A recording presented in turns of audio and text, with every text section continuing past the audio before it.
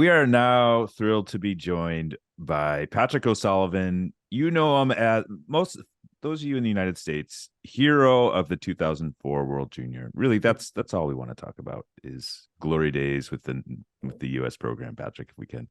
That would be perfectly fine with me. I would agree. Most people know me from that, and most Canadian people know me as the guy that ruined their weekend.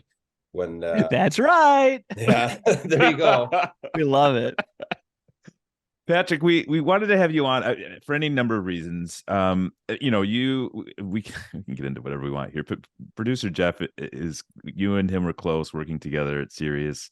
Sean and I are going to be leaving in a few days to go to Nashville for the draft, and Jeff even sent us the famous picture of you all in what was it, the 04 draft or 03 draft, right? Yeah, 03, yeah.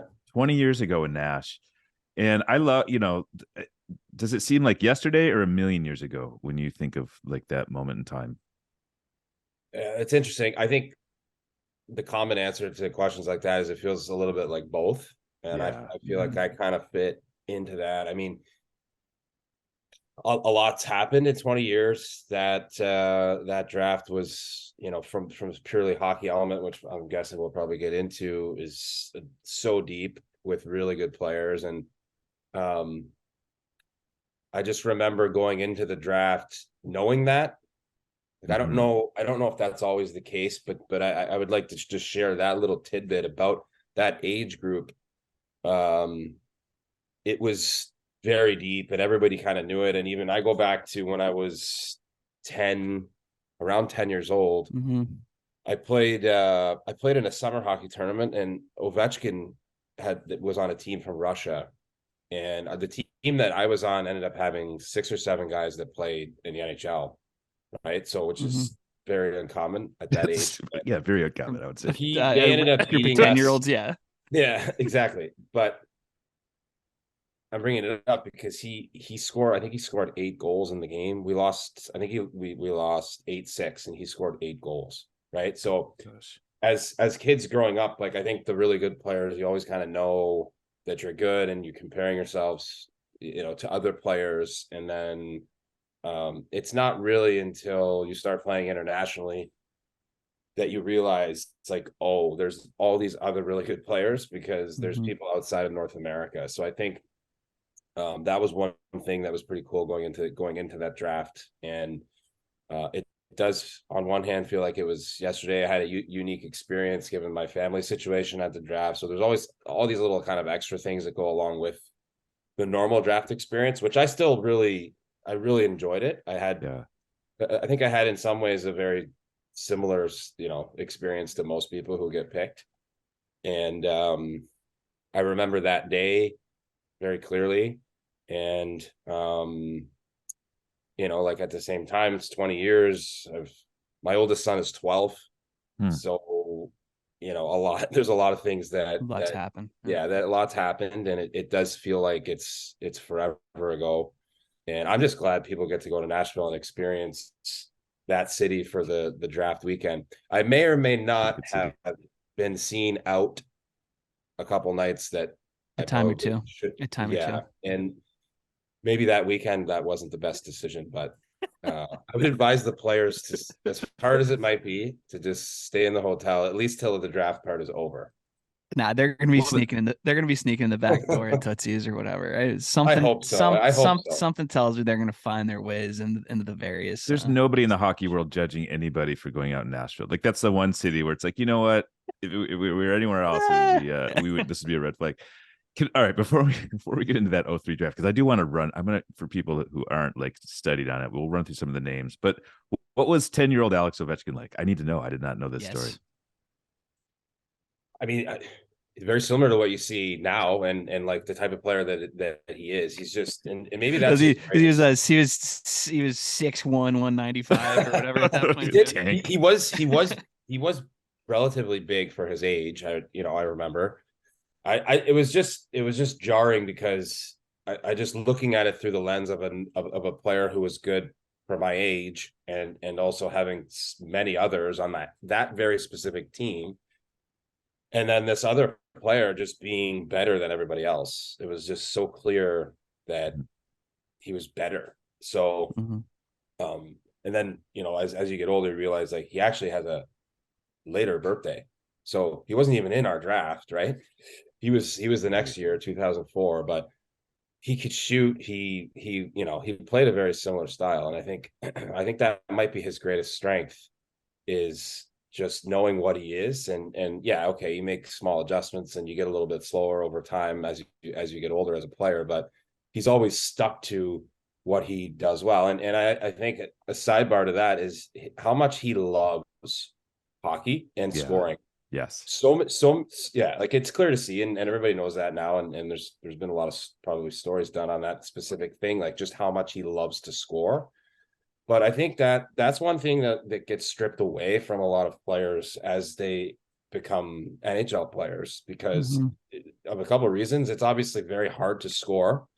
So a lot of guys end up becoming something that they weren't maybe as a younger player. And that's part of what you have to do to make adjustments to stay in the league if you aren't going to be a purely offensive guy. But it's so much of the NHL is about winning, and kind of you are part of the team. Whatever's best for the team is what's best for you. And that mindset is very important. And you need that, certainly need that to win. But he seems to have always been able to keep that individual passion for scoring. And when you can do it as well as he can, it's obviously going to help your team in tons of ways. And I think, you know, to go back to the question, at 10 years old, you could see that it was like, this guy just wants to score every time he touches the puck. Yeah, that's amazing. All right. So the 03 draft, and while we run through this, if you're listening and you want to just Google Dion Phaneuf frosted tips to play along with the photo, it'll tell you everything you need to know. It'll tell you everything you need. So this is the draft where Marc-Andre Fleury goes 1. Then it's Eric Stahl. Then we're just going to fly down Vanek and Ryan Suter and Dion Phaneuf and Jeff Carter and Dustin Brown and Zach Parise and Ryan Getzlaff and Brent Burns. I mean, Kessler, Mike Richards. This is Corey Perry, Patrick Eaves.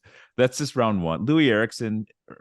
I mean, it's unbelievable. So what? Shea Weber. We're getting into round 2, and like, so one of the things I always thought I was going to do was an oral history of this draft. Like, I just think the storytelling behind it, and there's some Marc-Andre Fleury stories even going at the top, like that Alan Walsh has shared. Like, you know, like just it's wild. Was it one of those where you kind of knew where you were slotted? I mean, even right after you, it goes Backus and Jimmy Howard and like Danny Carcillo, just unreal. And this goes on throughout the whole draft. It was just unbelievable. I've never seen anything like this. Yeah, the depth, like I touched on it earlier, we knew going in that, like, you never know for sure, obviously, that a player is going to have success at the NHL level, even if they're good before that, right? But it felt like we all kind of knew, and maybe it was just the way that the players in that age group played. And what I mean is, like, you knew the way Ryan Kessler played, he was going to be an effective NHL player. Yeah. And, you know, there's a long list of other guys. You look at where Bergeron was drafted. It's funny. It's almost comedic now, given how good he is. But didn't even bring him up, by the way. I was just running down the draft. I didn't even get to, what was it, round 3? It's crazy. I think he was in the second round, but second round, you know, like Pavelski's pick late in that draft, and I think it's the best draft depth wise for sure. You might say there's some others with more star power, quote unquote, but one thing that's happened with the 03 draft is guys have played so long. It's like you get obviously the recency bias of what you see. Like watching Eric Stahl in the playoffs doesn't look anything like he looked. Go watch Eric Stahl in 2005. He's one of the best players in the league. Like an unbelievable player. And I played against him in junior, and you could tell right away, you know. And so I just think that was the one thing with that kind of group of players is we knew, you know, we were competitive. And I think that the international hockey element of all that really exposes guys to everyone around that age. And so by the time you get drafted, you already know who everybody is, and you're looking to see, well, you know, how good can I be as we enter pro hockey, right? And I think that group was just a really competitive, talented, but also kind of I would say, welcoming to the idea that I just want to play in this league. And so, that careers have taken different shapes and whatnot, but I just think the longevity of that age group and the way guys have been able to adjust over time to be different types of players to continue playing. And maybe you end up hurting your points per game for some of them, but that's not anything a guy like that cares about anyways, right? So just the depth, the overwhelming depth, and you knew at 17, 18, 19 that there's a lot of pros here. Like there's a difference. And I think some people struggle with that these days when we talk about training players and teaching players what's important and what isn't, and what's actually going to help them as they get older. And that, for whatever reason, maybe it's just luck, but that kind of group of players from all over the world, whether that's a coincidence or whatever, but you just knew that it was going to be something that worked. I don't know if it's if it's a coincidence or if you pushed each other in some way, but I mean, who knows? But let's say you lop off this draft where it is now after 7 rounds, and we're going into this group would be the undrafted group. This would be Toby Enstrom, who I loved when I was in Atlanta. Just loved watching Toby Enstrom play. For a player that people aren't thinking of right now, but was a great player. Dustin Byfuglien, undrafted. Shane O'Brien would have been undrafted. Matt Molson and 200 career goals or whatever he scored. The Yarrow Halak, these are all players after the cutoff now. I don't know. It's just, I love that stuff. I know. Unbelievable group. It's deep. It's deep. And I was looking at some stuff, and people always talk about what's the best draft. I think depending on how you want to look at it, you might get a couple different answers. I think 2015 is going to end up being one that's very good in 10 years. You look at it, might be similar. But with 03, I just think the depth that's there is kind of hard to argue with. Superstars, at one time there were a bunch, maybe not so much now. I mean, there's only a handful left, but if you want to talk about this guy I want on my team because he's an NHL hockey player from right when he started hockey until it was done, and for some guys that's longer than others. I just think that draft's hard to argue with. I mean, if you're putting together a lineup or whatever, if you want to ding that draft because there's not a Mount Rushmore player on it, right? There's Ovechkin and Crosby aren't in it, okay, whatever, Patrice Bergeron, Ryan Kessler, who was Ryan, if your centers are Kessler was one of the 5 best players in the league, but before he got hurt. I don't know, man. It's tough to find any weak spots there. Yeah.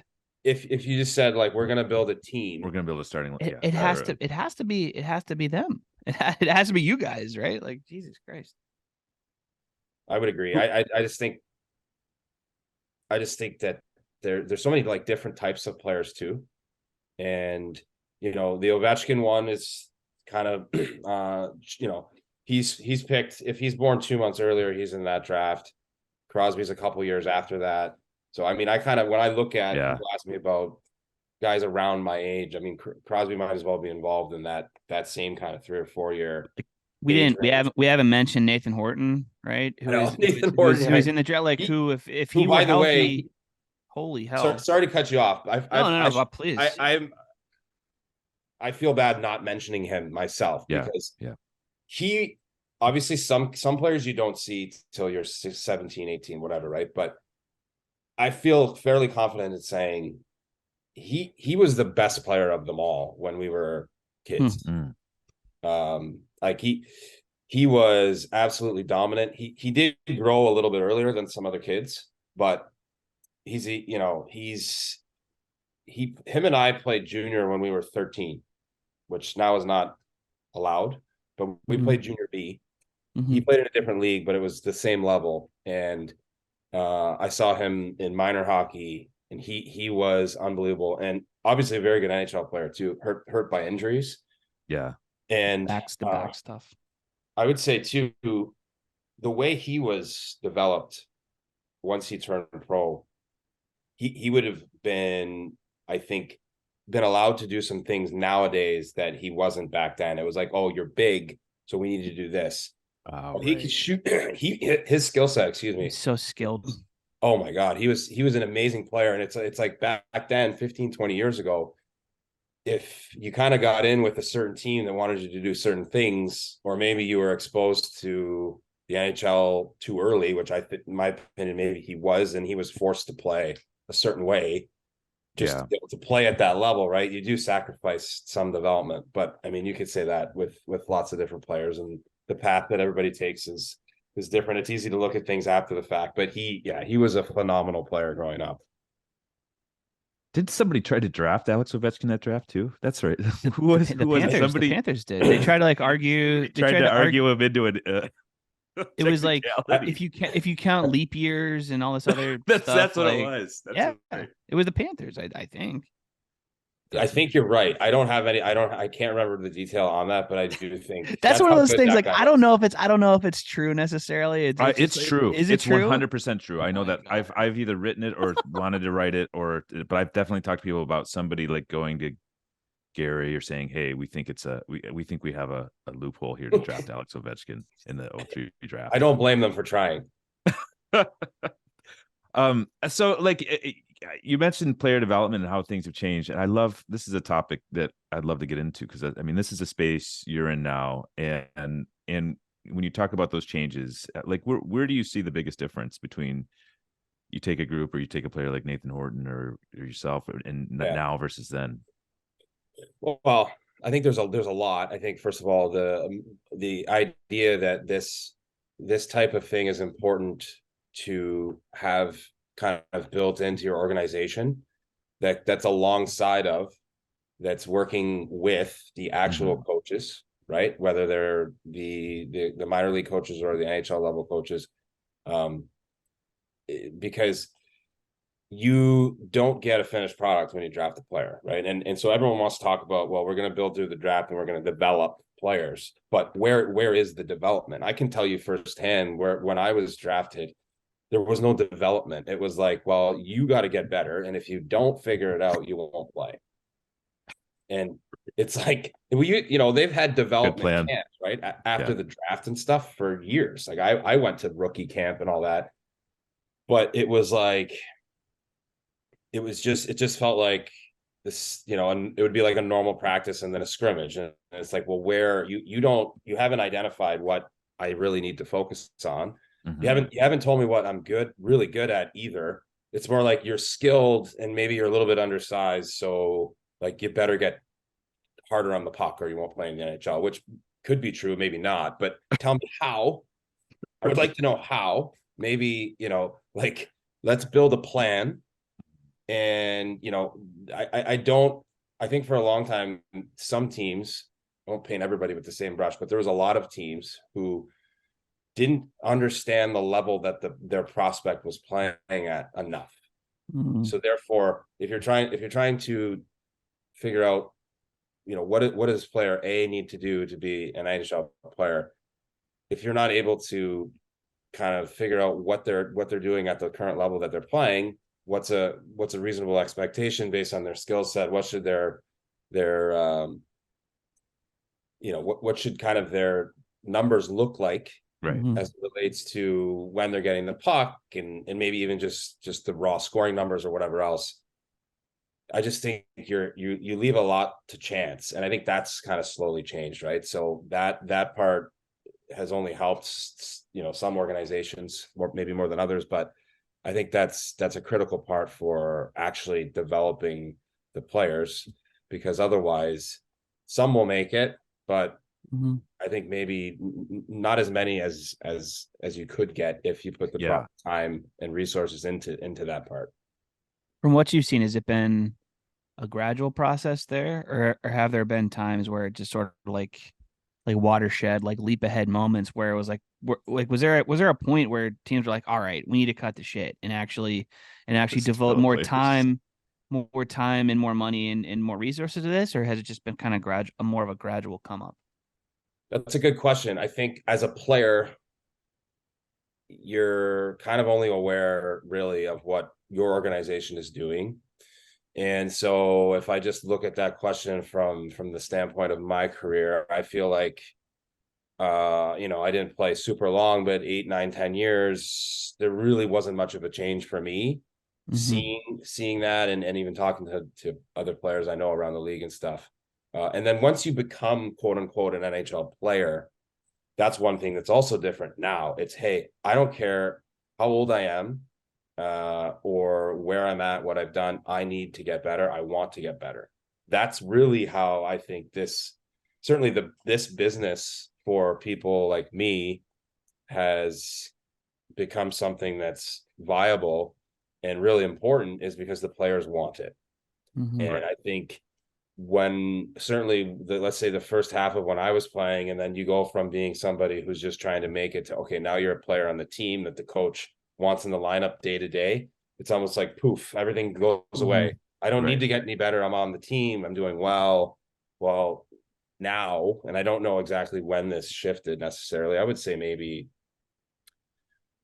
5, 6, 7 years ago would be my guess. And it's driven by the players. And I know, Craig, you've talked to Belfry a lot, and he would have more information about that kind of shift, because he was doing this when I was playing. So I don't know the timeline as well, but like, I think it's driven by, I think, the players wanting to continue to get better. And the best players I've worked with and seen want to get better more than some of the players who actually need the help more, right? So part of it's realization. Part of it's just being driven to be the best, and that's how you kind of get there in the first place, right? But I certainly think teams know they need this type of thing in place. That the organizations who I think have figured out what type of people and the types of things those people should be doing. I know I'm kind of speaking in bland terms, but there's a difference between throwing a guy on the ice who's quote unquote skills coach and someone on the ice that knows the players really well, and what, there's some context attached to what's going on. And there's, we could do an entire separate podcast about what's actually helpful and what isn't, and what maybe looks like it's helping, because by the end you can do something better than you did at the beginning of the hour when you started. But we're talking kind of the big picture organizational beliefs, and this is what we need our players to do. We have to help them get to the point where they're efficient in these different types of things, so that when they're ready to play in the NHL, it's not, wow, this is really different, or I have a bunch of my own kind of things I do well. I'm hoping this works, or I'll maybe the coach will get lucky and find a place to put me. It will be, maybe a small bit of tactical insight that the player already has, right? Because that's what we want to do as an organization. But they know how to simplify it. They know how to protect the puck when someone's coming from a certain angle, and what that will do for them coming out of a turn when they have to protect the puck. It's like that's already kind of built in for them, because they've seen it on video, they've seen themselves, maybe some other players, and there's a bunch of things that don't work in the NHL. So that's part of it too, is how can we help these guys realize, maybe before they even get there, the head coach can't be the person that tells a 20-year-old kid, hey, like, this is not going to work, right? Like, that has to happen way sooner. And maybe that's the best way to summarize this whole shift in this area of the game, is that no longer happens for most teams, right? And that means there's a bunch of other people involved in trying to help somebody become an actual NHL player. I think I can almost pinpoint it. There was, I don't know if it was 5 or 6 years ago, but I think there was a generation of players that came in so skilled and fast, because they were getting that training young, maybe in a way that others weren't. I would talk to players in like their mid-20s who weren't old, but they were like, I feel old because these kids are coming in. And the only way for me to keep up with them is to now focus on my own skills and figure, like, it wasn't enough just to like be the old man in the room and out muscle. It was like there was just this shift where these kids were coming in, like the speed in which they were playing and making plays at high speeds. It just changed because I think they were getting so coached up at the skills level coming up since they were, and I just remember talking to players that were blown away by 20-year-olds coming in doing things they'd never seen.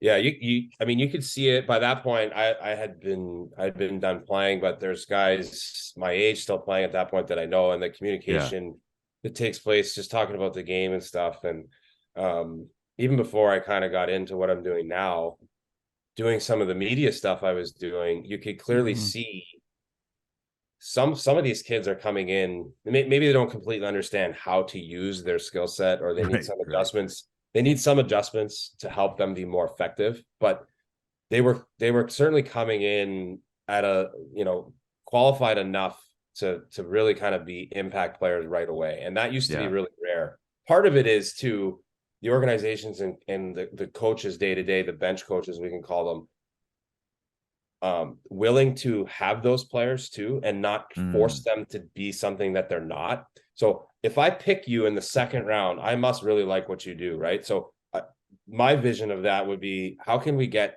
something similar to what we already like to be something that happens at the NHL level, instead of saying, oh, you're good, but you played junior and none of that stuff's going to work.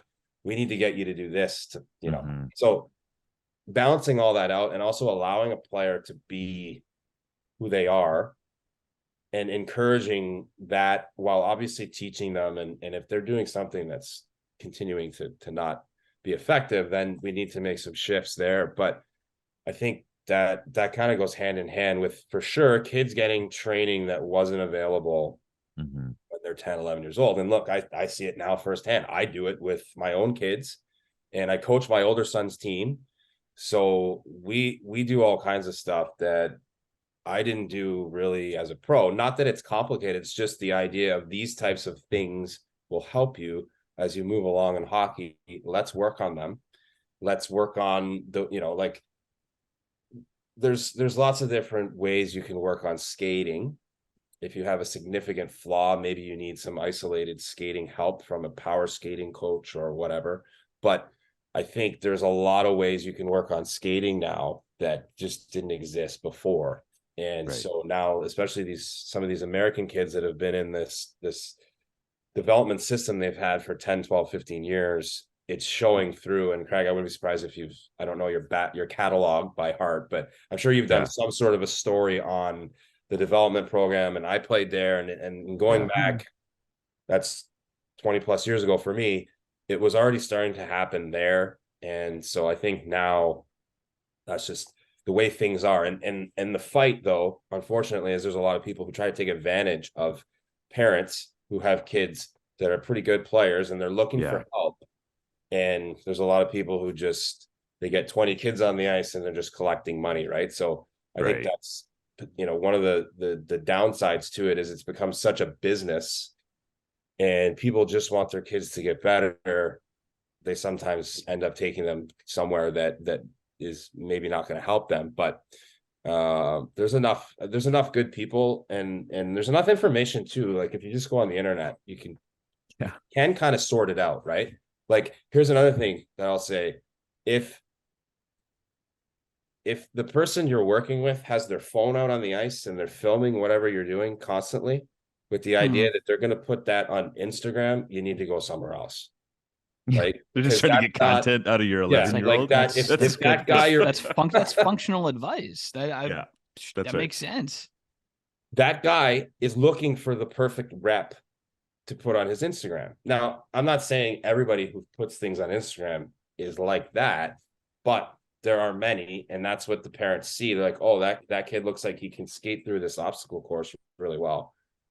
I'm going to take my kid there, right? So, to shift this into the minor hockey, kids hockey kind of realm, that's what you have to guard against. But there's no question, the ability to skate and handle the puck and shoot that an 18-year-old player has now compared to when I was 18, the average ability level is much higher. Yeah. I don't think the best players are much better personally. Right. But I think the mid to the bottom tier of quality hockey players is better. Something that always interests me about guys like you who end up in jobs like the one that you have is the balance between taking your own experience as a pro and taking the experience of guys like Nathan Horton, who you watched, and stuff that you witnessed, and synthesizing that with maybe newer concepts or stuff that would be better for the individual that you're working with, and finding that balance between like, all right, here's what I know, here's what I experience, and here's what's best, maybe for this player that I'm teaching in 2023. Is that a challenge? Is that something you feel like, a push and pull, versus your lived experience versus, maybe what's best in a given time period?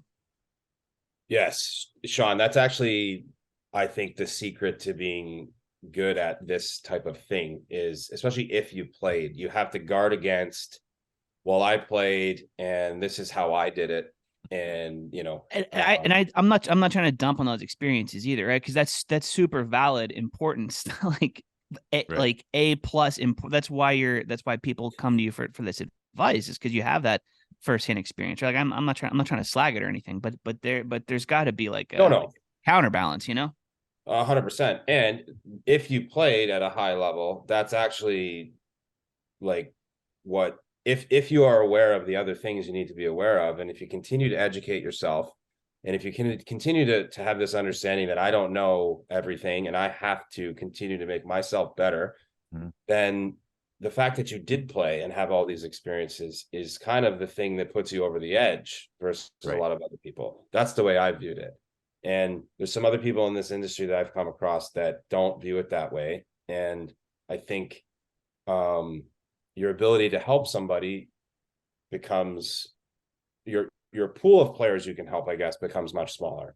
Because if you're only going to use your experiences, or you only have these certain set beliefs on how you can help somebody, there's going to be a bunch of players that don't fall in to that kind of that system that you're using. They're outside of your range of capability. Right. So that is, I think, really important to at least go into each situation thinking, well, this guy's a left winger, he shoots well, and he's my height. I know, I'll just tell him what I did, right? But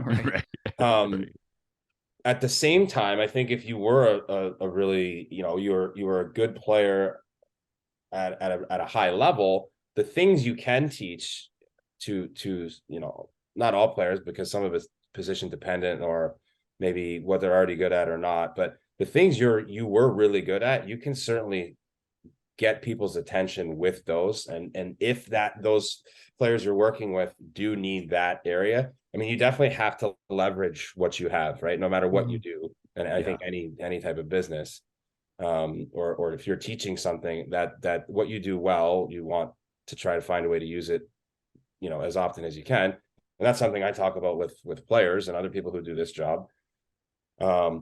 You can't just focus on the stuff that you want to do better at. Like you need to have a better understanding of what you do well, and we need to find more ways for you to do that thing, or multiple things, hopefully, if you're a really good player. So I just think it sounds kind of like a cliche thing, but you do really have to continue to focus on, how can I get better? What can I learn? Who can I listen to?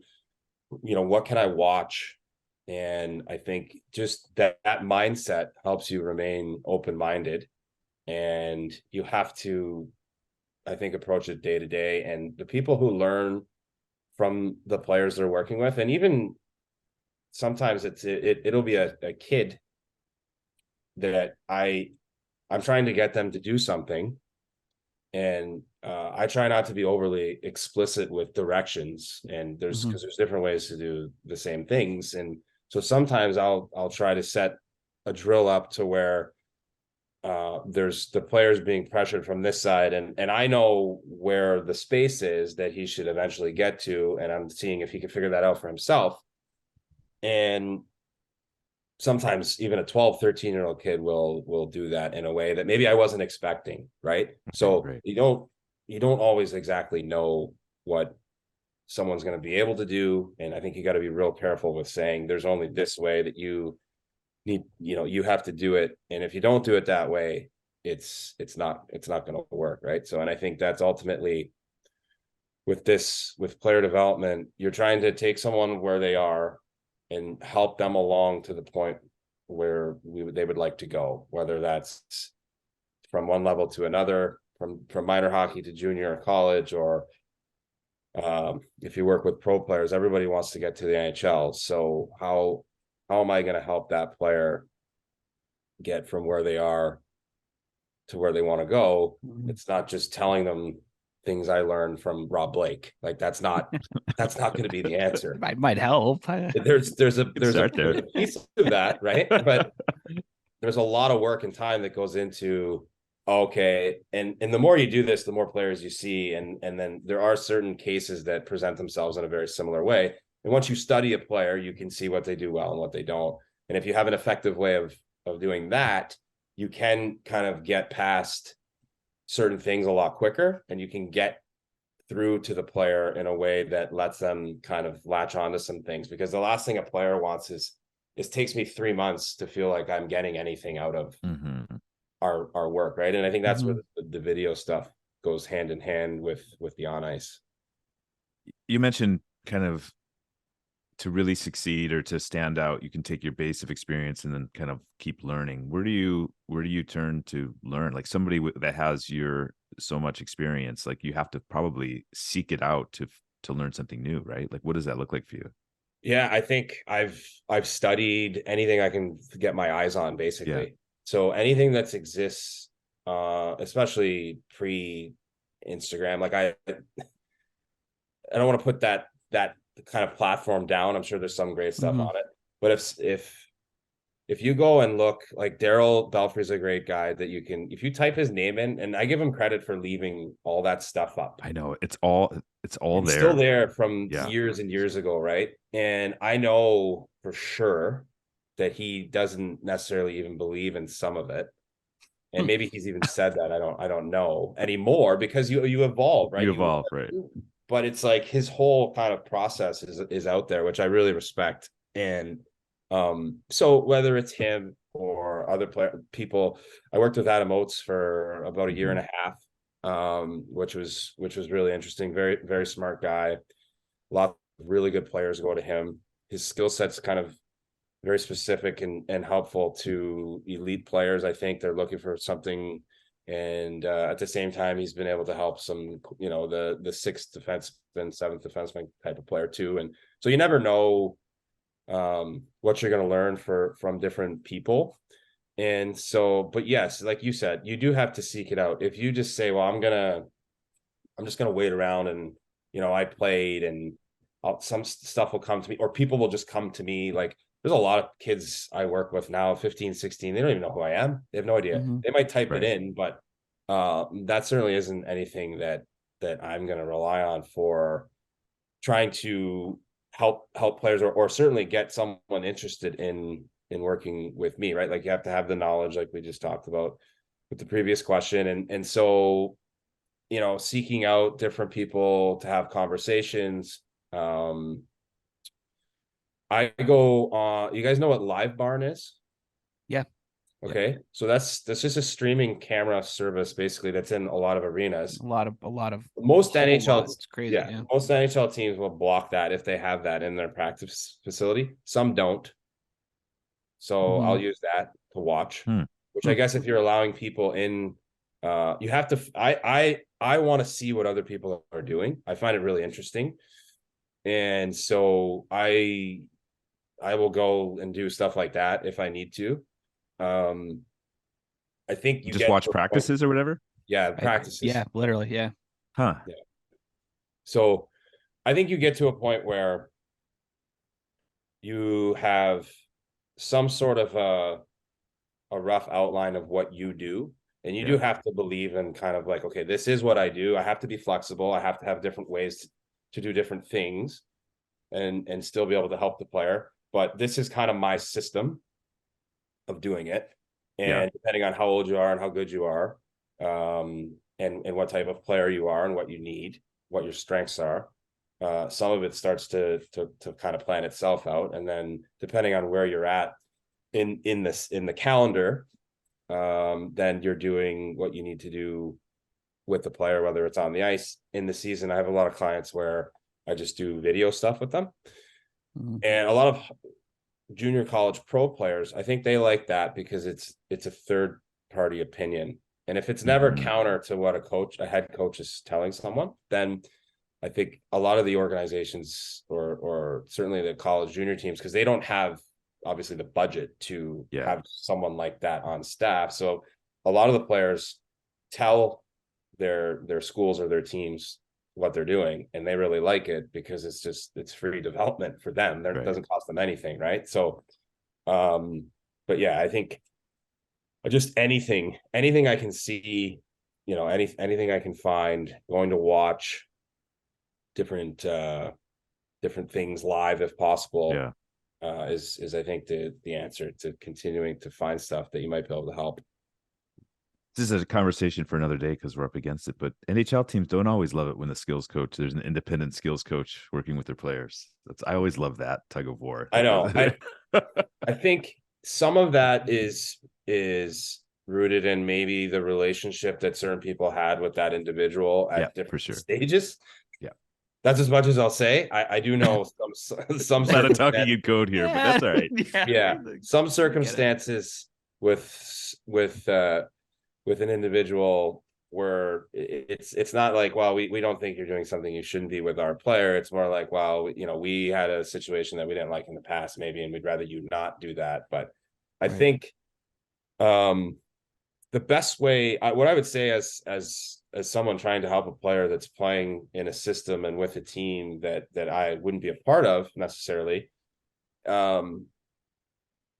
you can't help the player unless you're helping the player do the things that the coaches want them to do there. So at no point would be that's right. telling them to do something that their coaches don't want them to be doing would not help the player. So if you're strictly interested in that, which is what this job is, then there never would be an issue with that, right? So I think that's kind of my approach. There's always things you got to be careful with, the type of language maybe that the coaches are using. Different words can mean, they're usually, it's fairly similar, but I find there's a lot of gimmick language that goes on with head coaches because they're trying to simplify something for the entire team. If we're talking about the forecheck, I might apply a term to F1 or what their job is.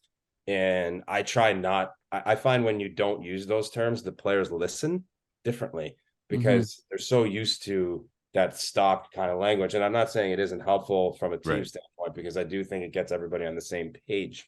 But if you are forechecking and your stick is in the wrong lane, if I start talking about other more generic basic stuff that you do as a coach, because you're trying to get the general message across, you kind of lose that individual direction or attention being brought upon where your stick is, right? Because you might be skating in an angle or on an angle that's correct, but your stick's in the wrong spot. Maybe that gets addressed with your team, maybe it doesn't. But I'm just using an example of trying to get the players. Also, a big part of this is getting them to watch themselves in a better way. Because everything now with Instat and all the other ways that teams are supplying video to the players directly, I would be surprised if anyone doesn't watch their own shifts, right? Like game to game, maybe it's not right after the game, but at some point you're going to watch at least some of it, right? So part of what I do, I think, is helping players watch themselves and what are the things I need to make sure that I'm seeing when I watch my own shifts that are going to lead to kind of the bigger picture success. If I'm an offensive guy, am I getting the puck enough in these spots, right? Like, you don't need me to walk you through that. You can do that yourself. But I do think, especially if I'm 16, 17 years old, you need to be taught sometimes, not always, sometimes how to do that. And so I think that's part of it too. Awesome. Well, thanks for doing this. This is an awesome conversation. Yeah, thanks for having me, guys. I haven't done anything like this in a long time. So we could keep going for another 45 minutes. Honestly. I know. I really I'm surprised Jeff isn't sending us the clock emojis. But this was great. And let's do it again on all the successes, and Love let's to, man. catch up Thank you down the road. Thanks very much, guys. Appreciate it. Thanks, Patrick.